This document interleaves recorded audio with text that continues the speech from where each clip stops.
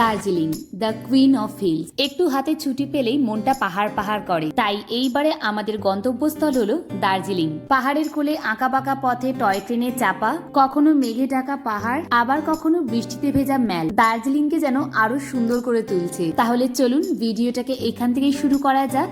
আমার ভিডিওটা কিন্তু আপনারা স্কিপ না করে দেখতে থাকবেন আর সঙ্গে থাকবেন।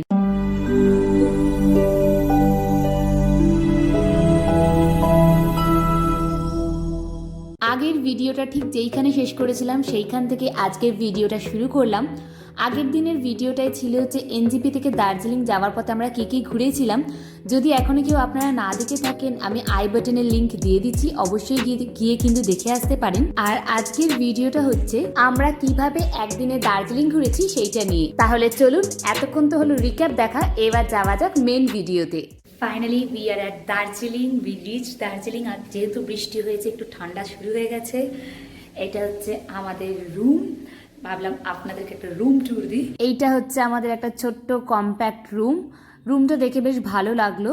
রুমের ভেতরে একটা সোফা দিয়েছে, এখানে আমাদের ট্রলি ফলিগুলো রাখা রয়েছে, টিভি রয়েছে, প্লাস ওয়াইফাইও রয়েছে, আর রয়েছে একটা ছোট্ট ডাবল বেড। আর এইখানে রয়েছে এই জানলাটা, যেটার ভিউটা অতটা ভালো না, তাও আপনাদের জন্য একটু দেখিয়ে দিলাম। এটার রয়েছে হচ্ছে সামনে একটা বাড়ি, আর সামনে রয়েছে স্টেশন, রেলওয়ে স্টেশন। রুম ট্যুরই যখন দিচ্ছি তখন বাথরুমটা কেন বাদ যাবে, বাথরুমটা খারাপ না আর মোটামুটি ক্লিনও আছে, তাই জন্য ভাবলাম এক রাত্রের জন্য আমাদের কোনো অসুবিধা হবে না। এইটা হচ্ছে আজকে রাত্রের জন্য আমাদের ঘর, আমাদের বাসস্থান, হোটেল জাম্বালা রিট্রিট।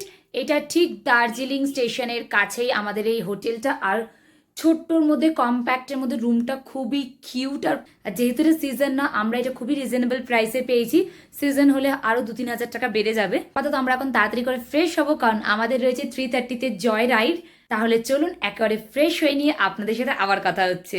যে রুমটা আপনাদেরকে দেখালাম, ম্যাট্রেসের একটু সমস্যার জন্য রুমটা চেঞ্জ করে দিল। একই রুম, শুধু এখানে এই ভিউটা রয়েছে। এই যে সেই টয় ট্রেন স্টিম ইঞ্জিন, এখানে এখন কয়লা ভরা হচ্ছে, রেডি করা হচ্ছে, কারণ হয়তো নেক্সট জয় রাইডে এই স্টিম ইঞ্জিনটা যাবে। আর এই হচ্ছে দার্জিলিং স্টেশন, এই হচ্ছে দার্জিলিং স্টেশন, আর এই হচ্ছে আমাদের হোটেল।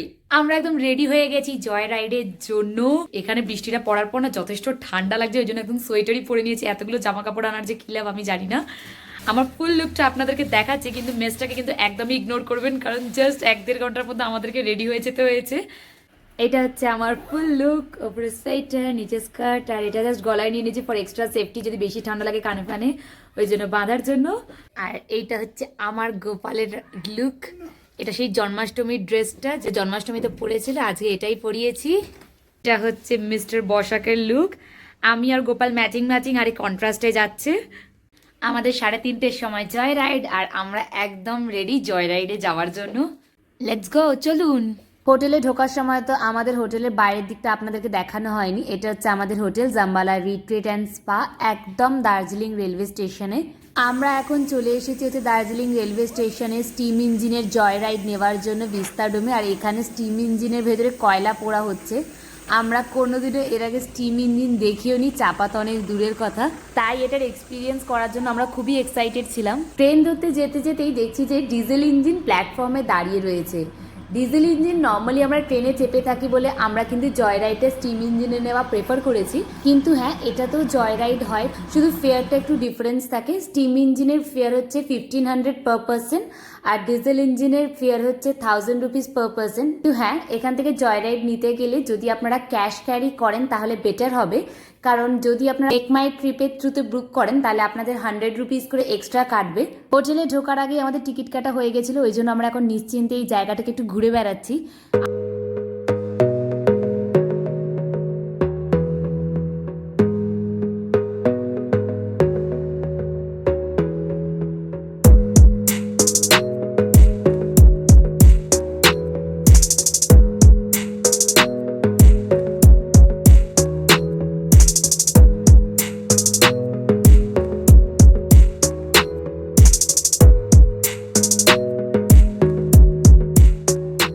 চারিদিক ঘুরে বেড়াতে বেড়াতে আমাদের ভিস্তা ডোম চলে এসেছে, কিন্তু ভিস্তা ডোম হয়েও আমাদের লাভ হয়নি, তার কারণ উপর দিকে পুরো পাতা ভর্তি হয়ে গেছে। যেহেতু আমরা একদিনের জন্যই দার্জিলিং এসেছি, ওই জন্য আমরা জয় রাইডের থ্রুতেই প্রায় পুরো দার্জিলিংই ঘুরে নিচ্ছি, এখান থেকে আমরা এখন প্রথমেই যাব হচ্ছে বাতাসিয়া লুপ, আর তারপরে ওখান থেকে যাব হচ্ছে ঘুম station. I've seen a lot of change, been through a lot of pain. Some things are not the same as they were a year ago, but all will be okay. I move on each and every day. The past is where it stays, way back a year ago. I've changed for the better this time. I thought I would never be fine. I strive just to say I'm alright, and for the first time in a long time I'm alright. I've seen a lot of change, been through a lot of pain. Some things are not the same as they were a year ago, but all will be okay. I move on each and every day. The past is where it stays, way back a year ago.